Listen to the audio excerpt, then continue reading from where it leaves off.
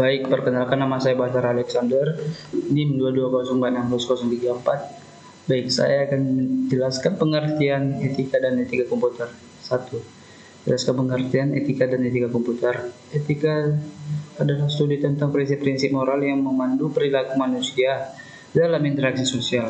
Ini melibatkan pertimbangan nilai, norma-norma dan kewajiban-kewajiban yang membentuk dasar untuk membentuk apa yang dianggap baik atau buruk, benar atau salah dalam berbagai situasi. Sementara itu, etika komputer adalah cabang etika yang khusus mempertimbangkan pertanyaan moral dan tanggung jawab yang timbul dari penggunaan teknologi komputer dan sistem informasi. Ini melibatkan pertimbangan dan berbagai teknologi komputer digunakan, dikembangkan, dan diatur agar sesuai dengan prinsip-prinsip moral diterima. Jadi, sementara etika secara umum mencangkup prinsip-prinsip moral yang berlaku berbagai perilaku manusia, etika komputer lebih fokus pada aplikasi prinsip-prinsip ini dalam konteks teknologi komputer, termaksud pertimbangan tentang privasi, keamanan data, keadilan algoritma, dan dampak sosial teknologi tersebut.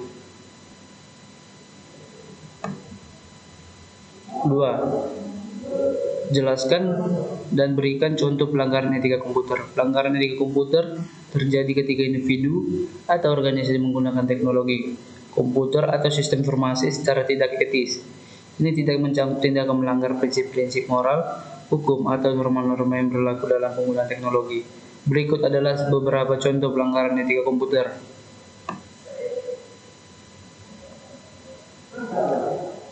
1. Pencurian data. Ini terjadi ketika sebuah organisasi secara tidak sah mengakses untuk mengambil data yang dimiliki orang lain tanpa izin. Contohnya adalah pencurian informasi pribadi seperti nomor kartu kredit, informasi login, atau data medis. 2. Serangan siber. Pelanggaran etika terjadi seseorang yang atau sekelompok individu secara sengaja menyerang sistem komputer atau jaringan untuk tujuan merusak, mencuri data, atau mengganggu layanan. Contoh, serangan tidak siber, serangan malware, serangan DOS, denial of the service, atau serangan phishing, penyebaran informasi palsu atau menyesatkan.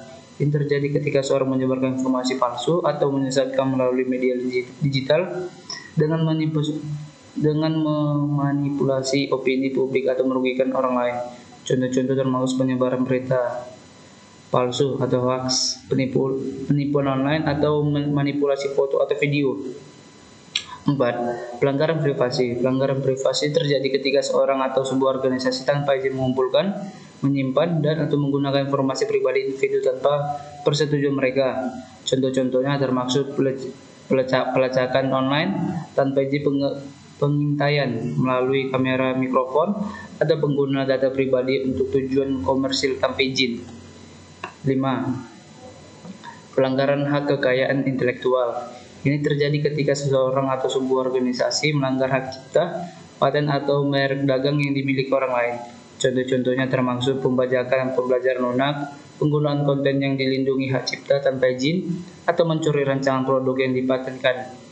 6. Diskriminasi algoritma. Pelanggaran etika terjadi ketika algoritma sistem kecerdasan buatan menghasilkan keputusan yang tidak dapat didiskriminatif terhadap kelompok tertentu. Contohnya adalah algoritma rekrutmen yang tidak adil terhadap minoritas, algoritma peringkat yang memperkuat bias gender atau rasial.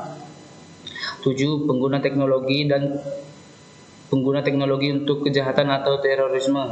Pelanggaran etika komputer terjadi ketika teknologi komputer digunakan untuk melakukan kejahatan atau tindakan terorisme seperti merencanakan serangan, menyebarkan propaganda ekstremis, atau menciptakan mengelola jaringan kejahatan siber. Itu beberapa contoh pelanggaran komputer. Penting untuk diingatkan bahwa pelanggaran ini tidak hanya melanggarkan prinsip-prinsip moral, tetapi juga memiliki konsekuensi hukum dan sosial. Sekian dan terima kasih.